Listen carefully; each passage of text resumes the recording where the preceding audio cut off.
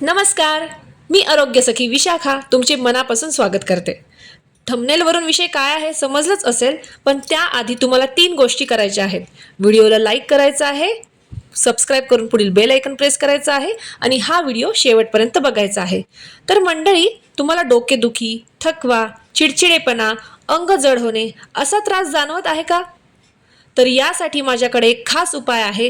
जर ते तुम्ही ते केले तर तुम्हाला कुठल्याही कंप्लेंट शिवाय तुमचा उन्हाळा स्वस्त आणि मस्त पार पडेल. उपाय नंबर 1, नारळाचे पाणी. नारळाचे पाणी हे नॅचरली शरीराला इन्स्टंट थंड करण्यास मदत करते. तसेच यातील इलेक्ट्रोलाइटच्या समृद्ध गुणांमुळे स्टॅमिना वाढण्यास मदत होते. थकवा कमी येतो, त्यामुळे रोज एक शहाळं तुम्ही तुमच्या आहारामध्ये समाविष्ट करू शकता. तसेच नारळाची आतील जी मलई असते ती शरीराला, त्वचेला हायड्रेशन देते. त्यामुळे ती तुम्ही खा सुद्धा आणि वरून तुमच्या शरीराला ती जर तुम्ही गुलाब पाण्यामध्ये मिसळून शरीराला लावल्यास त्याचे तुम्हाला छान असे फायदे होतील आणि तुमची त्वचा हायड्रेट राहील. दुसरा उपाय म्हणजे कलिंगड. यामध्ये 90 ते 92% एवढे पाणी असते, त्यामुळे डिहायड्रेशनचा धोका टळतो. यामध्ये नॅचरली शुगर असल्यामुळे शरीराला एनर्जी मिळते, शरीर थंड करते आणि शरीरात उष्णता वाढू देत नाही.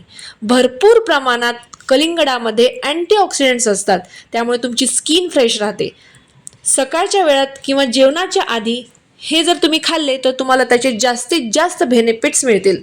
तसेच काकडी देखील शरीराला थंड करण्यासाठी आणि शरीरातील उष्णता कमी करण्यासाठी मदत करते. तिसरा उपाय म्हणजे पुदिना. पुदिना हा नैसर्गिकरित्या शरीराला थंडावा देतो, त्यामुळे शरीरातील उष्णता कमी होते आणि म्हणून डिहायड्रेशनचा धोका टळतो. तुम्ही पुदिना रोज चटणी, सरबत, ताकामध्ये मिसळून किंवा महाराष्ट्रामध्ये एक पन्हं म्हणून असतं, पन्ह्यामध्ये सुद्धा तुम्ही पुदिन्याचा रस किंवा चिरलेला पुदिना टाकून अशा विविध प्रकारे तुम्ही तुमच्या आहारात पुदिन्याचा समावेश करू शकता. त्यामुळे छातीतील जळजळ कमी होते आणि ॲसिडिटीसुद्धा कमी होते. तसेच घुसळलेले ताक देखील शरीराला थंडावा देण्यासाठी खूप महत्त्वाचे ठरते. त्यामुळे उन्हाळ्यात आवर्जून तुम्ही तुमच्या जेवणामध्ये सकाळच्या वेळामध्ये किंवा मिड मीलमध्ये घुसळलेल्या ताकाचा जिऱ्याची पावडर टाकून समावेश करू शकता. आणि 5वा उपाय आणि अत्यंत गुणकारी उपाय, जो कोणतेही महागडे ड्रिंक नाही, कोणताही स्पेशल उपाय नाही, ते म्हणजे भरपूर पाणी पिणे. हे पाणी पिणे हे सर्वात प्रभावी राहील. जर यामध्ये तुम्ही थोडंसं लिंबू, पुदिना, वाळा घातला तर त्याचे जे बेनिफिट्स आहेत ते अजून वाढतील आणि ते अजून गुणकारी होईल. वाळा हा एक देखील खूप जबरदस्त असा पारंपरिक उष्णता कमी करण्यासाठी एक चांगला घटक आहे. त्यामुळे वाळ्याचा सुद्धा तुम्ही तुमच्या पाण्यामध्ये समावेश करू शकता. म्हणजे रात्री झोपताना जर तुम्ही माठ भरून ठेवला पाण्याचा तर त्यामध्ये वाळा टाकला तर ते पाणी थंड होतं, शरीरातील उष्णता कमी करतं.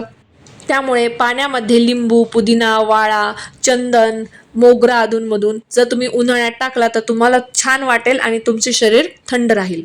तर मित्रांनो, हे होते उन्हाळ्यात शरीर थंड ठेवणारे 5 सोपे आणि प्रभावी उपाय. यामध्ये कोणता उपाय तुम्ही सध्या करत आहात किंवा या व्यतिरिक्त कुठला जर उपाय तुम्ही करत असाल तर नक्की मला कमेंटमध्ये कळवा. व्हिडिओ आवडला असेल तर लाईक आणि शेअर करा आणि अशाच हेल्दी टिप्ससाठी चॅनल सबस्क्राईब करायला विसरू नका. व्हिडिओ शेवटपर्यंत बघितल्याबद्दल खरंच मनापासून खूप धन्यवाद. परत भेटूया अशाच एका नवीन व्हिडिओमध्ये. तोपर्यंत नमस्कार.